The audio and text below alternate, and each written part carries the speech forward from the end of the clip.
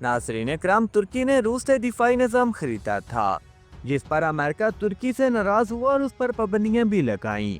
लेकिन तुर्की ने अपने तौर पर एक ऐसे निज़ाम को मुतारफ़ करवाया है जिसका नाम तुर्की ने साइपर रखा है। दोस्तों, इस दफाई निज़ाम का कामयाब तजुर्बा भी तुर्की ने कर लिया है। ये एक लॉन्ग रेंज दिफाई मिसाइल सिस्टम है। तुर्की का ये प्रोग्राम कब शुरू हुआ और कब मुकम्मल हुआ, इस बारे में आपको बताएंगे। दूसरा ये कि क्या पाकिस्तान तुर्की से इस फार्मूले को हासिल करेगा या तुर्की की मदद से खुद भी इस निज़ाम को मुतारफ़ करवा सकेगा, इस पर भी बात की जाएगी। नाज़रीन इकराम, तुर्की ने इंतहाई कलील वक्त में एक ऐसे दिफाई निज़ाम को मुतारफ़ करवाया है जिस पर तुर्की मुकम्मल भरोसा भी कर सकता है।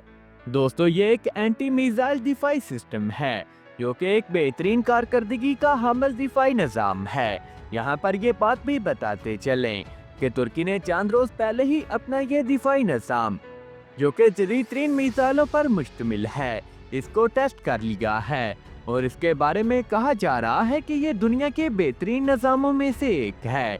इसकी तारीख पर गौर करें तो तुर्की के सदर जनाब तैयब एर्दोगान ने साइपर प्रोजेक्ट का आगाज 31 अक्टूबर 2018 को रखा था। दोस्तों, उस वक्त तुर्की के सदर ने कहा था कि मुझे उम्मीद है कि ये निज़ाम एक जदीद तरीन निज़ाम होगा और लॉन्ग रेंज तक मार कर सकेगा।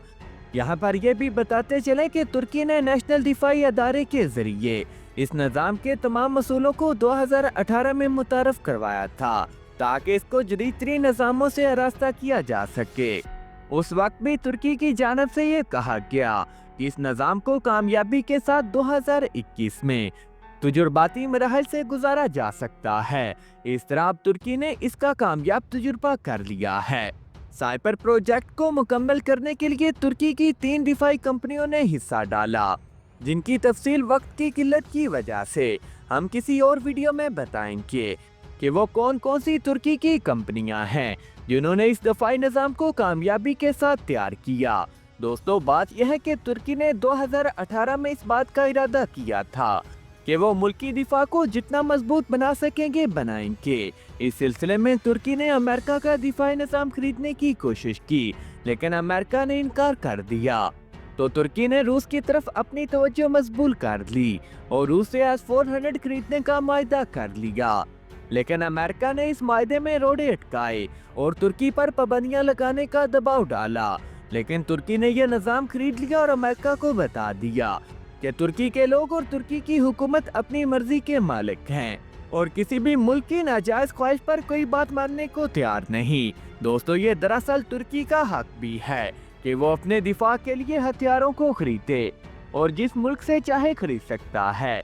तुर्की ने अमेरिका की पाबंदियों के बावजूद रूस से इस दफाई निज़ाम को खरीद लिया और तुर्की ने अपना ज़ाती प्रोजेक्ट भी शुरू कर लिया था ताकि किसी भी मुल्क की मरहूने मिन्नत ना होना पड़े। साथ ही तुर्की ने यह ऐलान भी कर दिया कि 2021 तक हर सूरत में इस मिसाइल डिफेंस सिस्टम को तैयार कर लिया जाए। चुनाचे ऐसा ही हुआ और अब तुर्की ने चंद रोज पहले ही इस निज़ाम का कामयाब तजुर्बा भी कर लिया है। साइपर मिसाइल सिस्टम का मुख्तसर सा तारफ आप दोस्तों के सामने रखते हैं। दोस्तों, इसकी तैयारी जैसा कि पहले बताया जा चुका है कि तुर्की की तमाम बड़ी दिफाई कंपनियों ने इसमें भरपूर हिस्सा लिया था और तमाम मंसूबे की निगरानी तुर्की के सदर खुद कर रहे थे।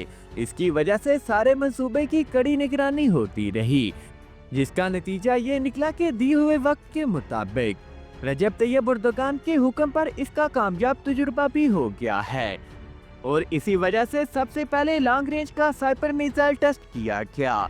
तुर्की इसके अलावा भी कई एक मिसाइल तैयार कर रहा है। तुर्की का इस मिसाइल के बारे में कहना है कि तजुर्बाती मराहिल से कामयाबी के साथ गुजरने के बाद 2023 तक इसे तुर्क फौज में शामिल कर लिया जाएगा।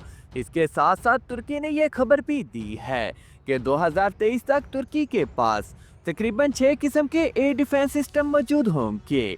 यहाँ पर आपको ये बात भी बताते चलें कि तुर्की ने इस दफाई निज़ाम की तमाम खूबियों को खुफिया रखा है।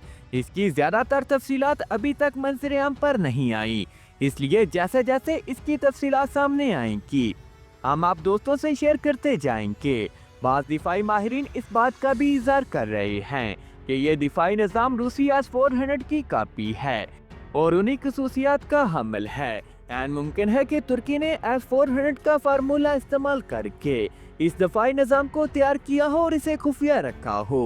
तुर्की की तरफ से अभी तक इस निज़ाम के बारे में कुछ भी ऑफिशियली तौर पर बताया नहीं गया, लेकिन फिर भी जो हवाई खबरें इस वक्त सामने आई हैं, उनके मुताबिक तुर्की ने एक आला किस्म का दिफाई निज़ाम मुतारफ करवा दिया है। लेकिन ये बात भी अहम है कि तुर्की ने इतने कलील वक्त में एक ऐसा निज़ाम तैयार कर लिया जिसे तैयार करने में बड़ी ताकतों को कई साल लगे थे, लेकिन तुर्की ने सिर्फ 3 साल में ये कारनामा सर अंजाम दे दिया। नाजरीन, अब पाकिस्तान के दिफाई निज़ाम की ज़रूरियात पर बात करते हैं। नाजरीन, पाकिस्तान दिफाई लिहाज से दिफाई निज़ाम रखने वाले ममालिक के लिहाज से बहुत कमज़ोर और बहुत पीछे है, लेकिन वक्त के साथ साथ इन निज़ामों में जिद्दत और इनको जदीद तकाज़ों पर अपग्रेड करना भी ज़रूरी है। इसलिए पाकिस्तान भी अपने दिफाई निज़ाम को वक्त की मुनासबत से बेहतरीन करने में लगा हुआ है। पाकिस्तान के पास इस वक्त कई किस्म के दिफाई निज़ाम मौजूद हैं जो कि पाकिस्तान की दिफाई ज़रूरियात को काफ़ी हद तक पूरा करते हैं, और ये सारे निज़ाम पाकिस्तान ने तकरीबन चीन से हासिल किए हैं। इसलिए पाकिस्तान को फिलहाल long range air defence system की ज़रूरत है, लेकिन पाकिस्तान ने अभी तक किसी दिफाई निज़ाम पर काम शुरू नहीं किया। अब पाकिस्तान सोच रहा है कि तुर्की से दिफाई निज़ाम का फार्मूला हासिल करे। अब तक पाकिस्तान ने जितने भी निज़ाम बनाए हैं वो चीन के तावन से ही पाकिस्तान में तैयार किए गए, और अभी हाल ही में पाकिस्तान ने चीन से HQ-9 एयर डिफेंस सिस्टम भी खरीदा है। तुर्की पाकिस्तान से 10 साल पहले फौज की ज़रूरियात और फौज की आलात बनाने में बहुत पीछे था।